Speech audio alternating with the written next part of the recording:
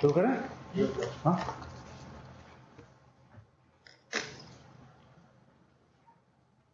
आदरणीय अपर महानिदेशक पश्चिमी कमान, अपर महानिदेशक महोदय पूर्वी कमान, उपस्थित अधिकारीगण एवं बहादुर सीमा प्रहरियों, जैसा कि आप सभी को विदित है, इस प्रहरी सम्मेलन के माध्यम से बल की विभिन्न योजनाएं, उनके क्रियान्वयन और उनकी प्रगति के संबंध में आप सभी को समय समय पर अवगत कराया जाता है। सीमा सुरक्षा बल के उन्नयन, आधुनिकीकरण एवं सीमा प्रहरियों के कल्याण हेतु गृह मंत्रालय का सहयोग एवं मार्गदर्शन हमें सदैव प्राप्त होता रहा है। हाल ही में माननीय गृह मंत्री महोदय ने भी सीमा सुरक्षा बल के विभिन्न क्षेत्रों का दौरा करते हुए सीमा प्रहरियों का मनोबल बढ़ाया है। इन दौरों के बारे में आप सभी ने पढ़ा होगा तथा इसकी जानकारी भी आपको होगी कि माननीय गृह मंत्री जी द्वारा दक्षिण बंगाल सीमांत में मैत्री म्यूजियम की आधारशिला रखी गई तथा 6 फ्लोटिंग बीओपी और बोट एम्बुलेंस को कमीशन किया गया। उत्तर बंगाल में विभिन्न क्षेत्रों का दौरा कर माननीय गृह मंत्री जी ने सीमा प्रहरियों के साथ समय व्यतीत किया।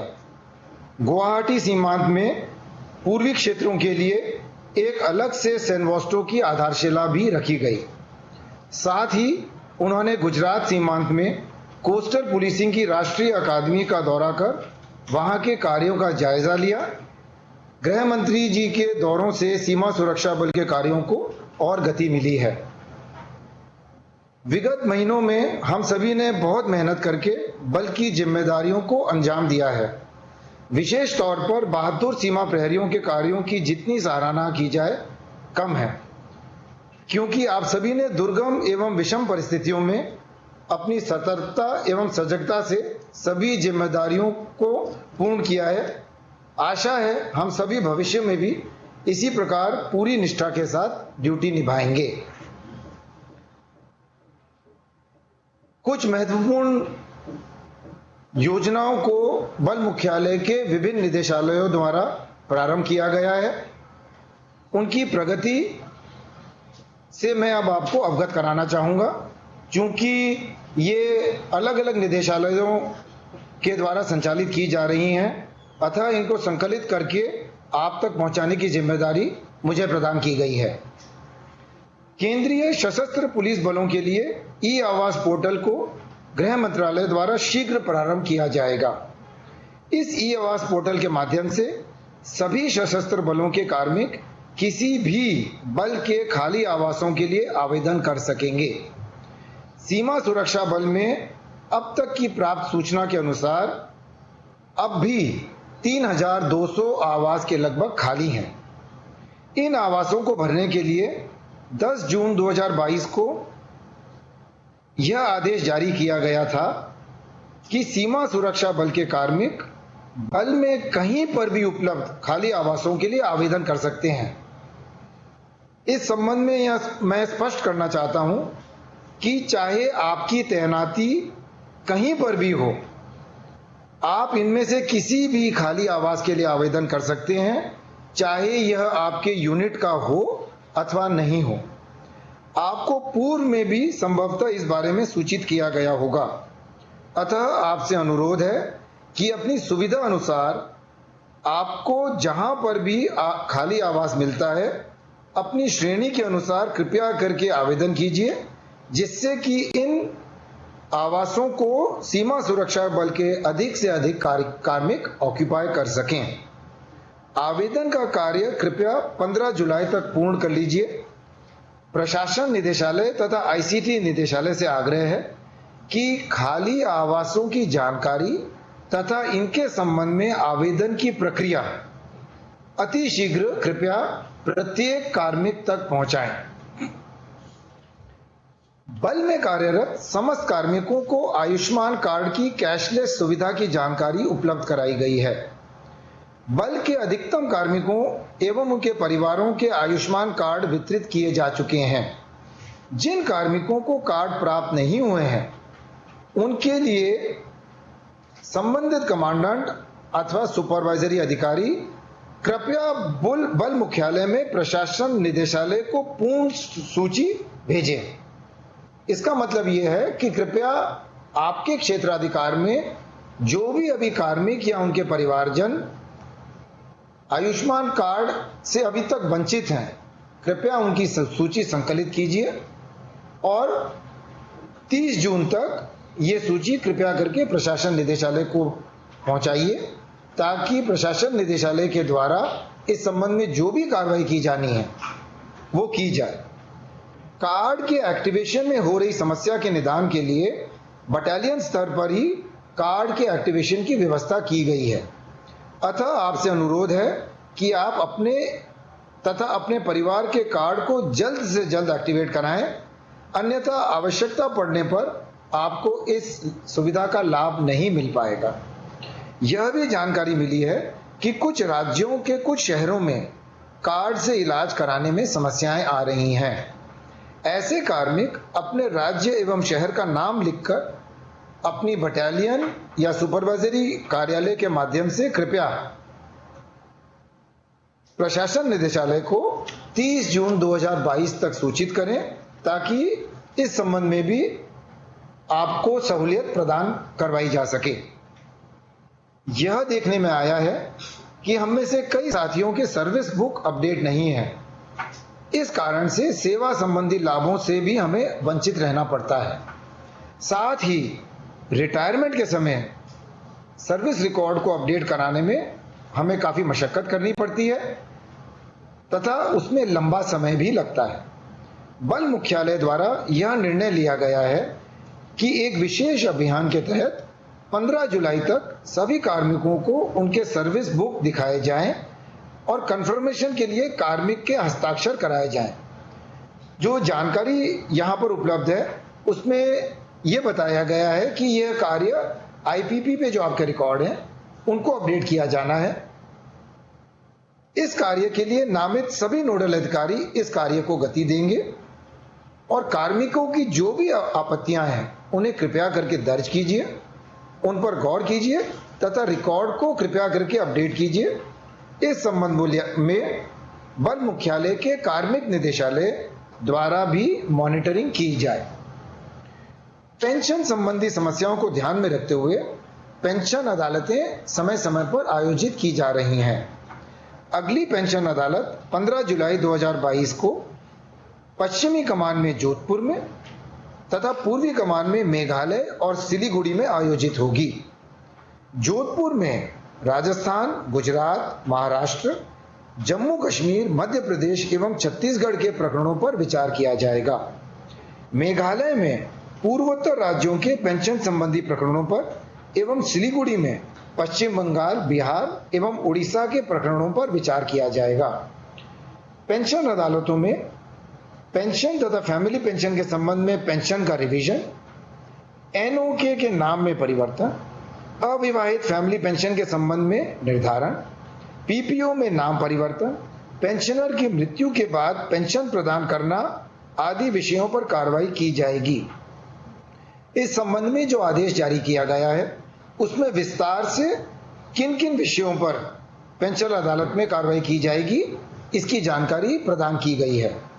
आपकी जानकारी में कोई भी साथी ऐसे हों जिनको पेंशन संबंधी कठिनाइयों का सामना करना पड़ रहा हो तो कृपया उन्हें इस संबंध में जानकारी उपलब्ध कराएं कि वो पेंशन अदालत का अधिक से अधिक लाभ उठाएं।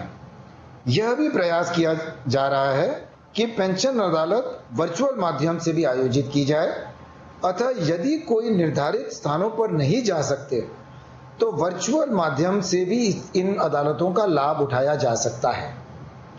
सीमा सुरक्षा बल के कार्मिकों के बच्चों की पढ़ाई तथा कोचिंग की अच्छी व्यवस्था उपलब्ध करवाने के लिए स्कॉलरशिप की व्यवस्था भी अलग अलग मदों में जारी की गई है। इसके संबंध में जानकारी सीमा सुरक्षा बल की वेबसाइट से प्राप्त की जा सकती है। जिनको इसकी जानकारी नहीं है कृपया वेबसाइट पर जाइए और वेबसाइट के माध्यम से इसकी जानकारी लीजिए तथा यदि आपके बच्चे इन स्कॉलरशिप्स के लिए पात्र हैं तो कृपया करके स्कॉलरशिप्स के लिए आप लोग अप्लाई कीजिए। इसके अतिरिक्त सीमा सुरक्षा बल के कार्मिकों के बच्चों के लिए बाइजू लर्निंग ऐप भी 3 साल के लिए उपलब्ध कराया जा रहा है। यह व्यवस्था 4वीं से 12वीं कक्षा के विज्ञान एवं वाणिज्य संकाय के सभी छात्र एवं छात्राओं के लिए उपलब्ध है। यदि आपके बच्चे इस सुविधा की आवश्यकता महसूस करते हों तो कृपया अपनी वाहिनी के माध्यम से प्रशासन निदेशालय बल मुख्यालय को सूचित करें ताकि आपको यह सुविधा उपलब्ध कराई जा सके एवं अधिक से अधिक संख्या में इस सुविधा का आप लोग लाभ उठा सकें। साथ ही सीमा सुरक्षा बल कैंपस में संचालित 10 केंद्रीय विद्यालयों एवं स्कूलों में टीवी तथा एंड्रॉयड बॉक्स के माध्यम से भी बाइजू के कोचिंग की सुविधा शीघ्र प्रारंभ कराई जाएगी, जिसकी जानकारी आपको समय से उपलब्ध करा दी जाएगी। हाल ही में भारतीय स्टेट बैंक तथा प्रशासन निदेशालय सीमा सुरक्षा बल के बीच एक MOU अर्थात समझौता ज्ञापन पर हस्ताक्षर किए गए हैं। इस समझौते के तहत सीमा सुरक्षा बल में भारतीय स्टेट बैंक के खाता धारकों को जो भी लाभ देय हैं, इसकी जानकारी सभी बटालियनों के माध्यम से आपको उपलब्ध कराई गई है। किंतु इन सुविधाओं का लाभ उठाने के लिए यह आवश्यक है कि सभी स्टेट बैंक ऑफ इंडिया के खाता धारक अपने अपने खातों को CAPSP के तहत पंजीकृत करवाएं। यह पंजीकरण इसलिए आवश्यक है कि यदि आपका खाता SBI में है परंतु आपने इसको इस स्कीम के तहत रजिस्टर नहीं करवाया है तो आपको इस स्कीम के तहत प्राप्त होने वाले जो लाभ हैं वो नहीं मिलेंगे। यह पंजीकरण यूनिटों के माध्यम से कराया जा रहा है। इस समझौता ज्ञापन के अनुसार अलग अलग प्रकार की बीमा की सुविधा उपलब्ध कराई गई है। उदाहरण के तौर पर सेवारत कार्मिकों को एक्सीडेंट में मृत्यु होने पर 50 लाख का बीमा कवर तथा आतंकवादी आदि गतिविधियों के दौरान मृत्यु पर 10 लाख का अतिरिक्त बीमा कवर उपलब्ध कराया गया है। सेवानिवृत्त कार्मिकों को एक्सीडेंट एवं अक्षमता पर 30 लाख का बीमा कवर उपलब्ध कराया गया है। वायु दुर्घटना बीमा भी इस समझौता ज्ञापन के अंतर्गत शामिल किया गया है। भारतीय स्टेट बैंक की अन्य बैंकिंग सुविधाओं के संबंध में भी कुछ प्रावधान किए गए हैं। मेरा आपसे आग्रह है कि कृपया करके इस संबंध में पूरी जानकारी प्राप्त कर लें, क्योंकि जो मैंने जानकारी बताई है अभी ये उस समझौता ज्ञापन के कुछ अंश ही हैं। अतः इसके संबंध में पूरी जानकारी कृपया अपने बटालियन के माध्यम से आप प्राप्त कर लें और इन सेवाओं का तथा इन लाभों का लाभ उठाने के लिए कृपया करके अपने खाते को इस स्कीम के तहत रजिस्टर करवाएं। वर्तमान में केंद्रीय सशस्त्र पुलिस बलों के कार्मिकों को आवागमन की अच्छी सुविधा प्रदान करने के लिए 8 स्थानों के लिए एयर कुरियर का संचालन किया जा रहा है। ये एयर कुरियर कोलकाता अगरतला कोलकाता, कोलकाता इम्फाल कोलकाता, कोलकाता आइजॉल सिलचर कोलकाता, दिल्ली लेह दिल्ली, दिल्ली श्रीनगर दिल्ली, श्रीनगर जम्मू श्रीनगर, दिल्ली डिब्रूगढ़ गुवाहाटी दिल्ली तथा दिल्ली रायपुर जगदलपुर रायपुर दिल्ली इस प्रकार से हैं। इनके उपयोग का आकलन समय समय पर किया जाता रहा है।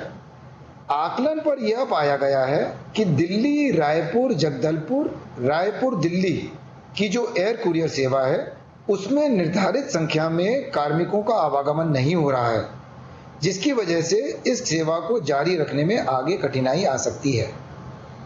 अतः जो भी कार्मिक इस क्षेत्र में तैनात हैं वे अधिक से अधिक संख्या में इस सुविधा का लाभ उठाएं, जिससे उन्हें सुरक्षित तथा त्वरित आवागमन का साधन मिल सके।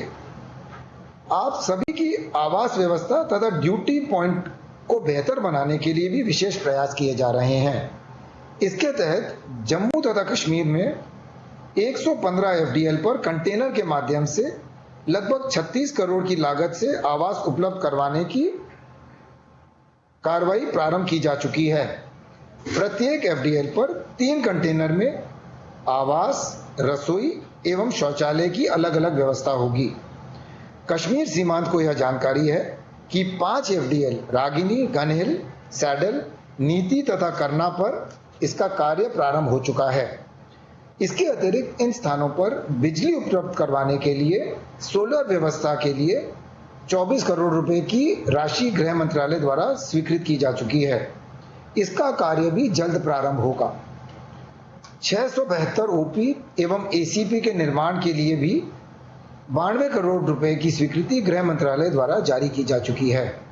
इसके अतिरिक्त भी आवासीय एवं अन्य भवनों की स्थिति को बेहतर बनाने के लिए प्रस्तावों पर स्वीकृति प्राप्त करने का कार्य लगातार जारी है। आधारभूत सुविधाओं के अतिरिक्त सीमा सुरक्षा के लिए साजो सामान हेतु कुछ महत्वपूर्ण स्वीकृतियां हाल ही में गृह मंत्रालय द्वारा जारी की गई हैं, जिनके बारे में भी मैं आप सभी को जानकारी देना चाहूंगा। सबसे पहले मैं उन स्वीकृतियों के बारे में आपको बताना चाहूंगा जो कि हमको ऑथराइजेशन के तहत प्राप्त हुई हैं। बॉर्डर पेट्रोल हेतु 14.67 करोड़ रुपए के 177 हल्के वाहन मोटरसाइकिल की स्वीकृति प्राप्त की गई है। वाटर विंग के लिए 2.36 करोड़ रुपए की 28 अतिरिक्त वाहनों की स्वीकृति प्रदान की गई है।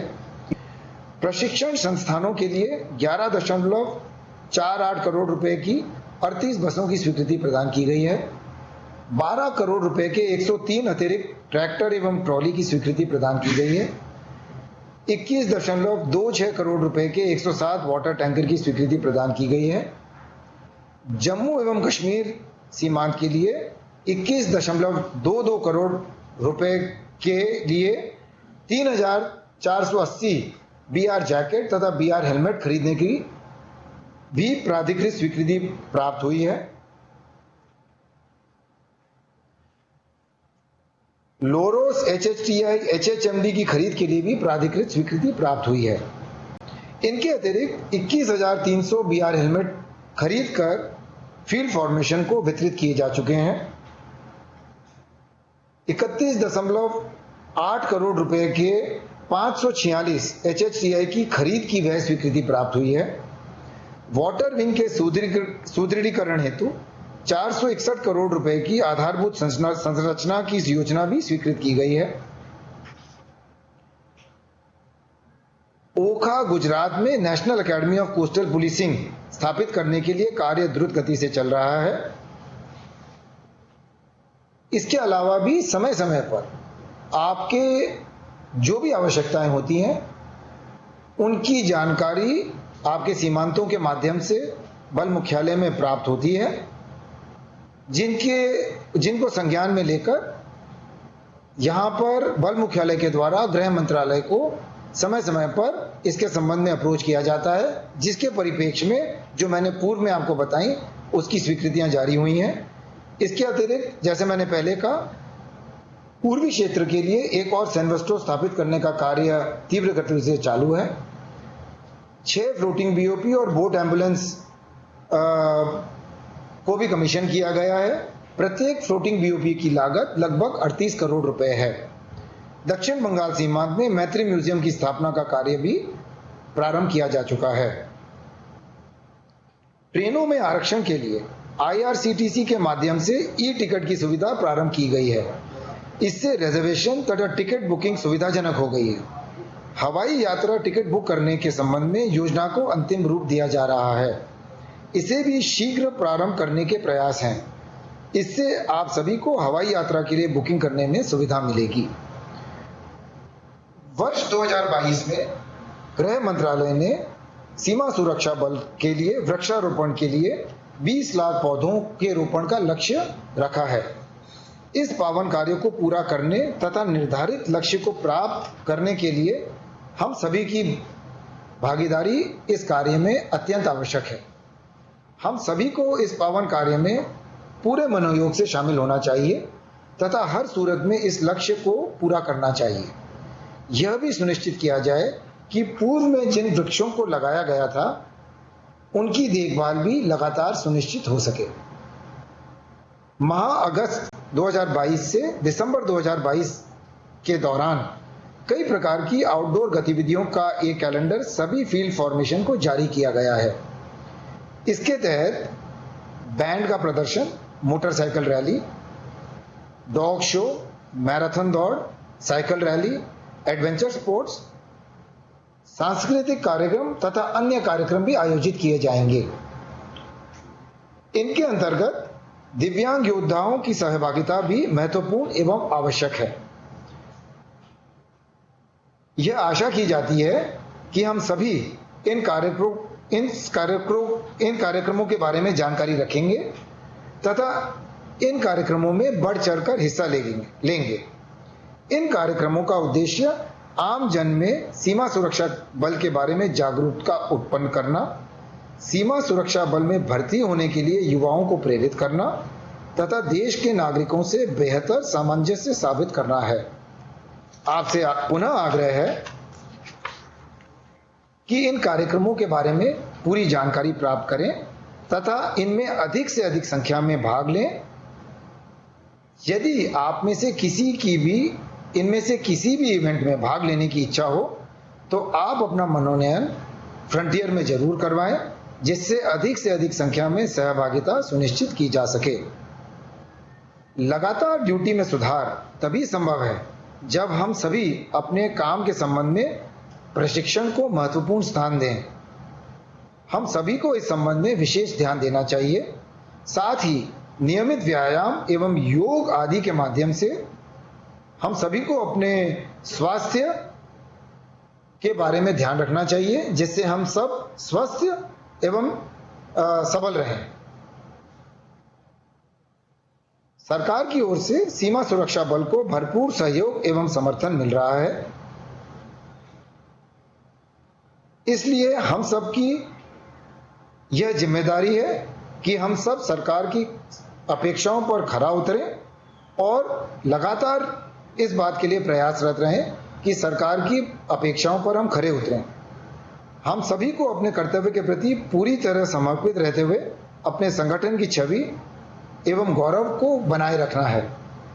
अंत में महानिदेशक महोदय की ओर से मैं आप सभी को तथा आपके परिवारजनों को उत्तम स्वास्थ्य एवं उज्जवल भविष्य के लिए शुभकामनाएं देता हूं। धन्यवाद। जय Hind. Please note, the meeting